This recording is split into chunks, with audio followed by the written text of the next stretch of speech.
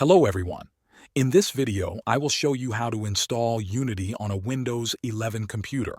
First, open your web browser and go to the Unity official website at unity.com. On the home page, click on the Download option. On this page, select the Download for Windows option. The installer file will begin downloading to your computer. Wait until the download finishes before continuing. Once the download is complete, locate the Unity Hub installer in your Downloads folder. Double-click on the file to start the installation process.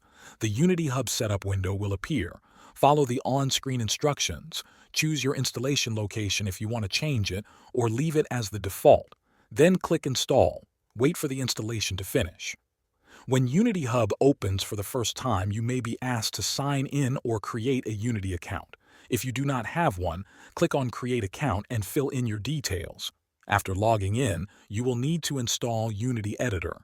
The installation of the Unity Editor may take some time depending on your internet speed. Thanks for watching.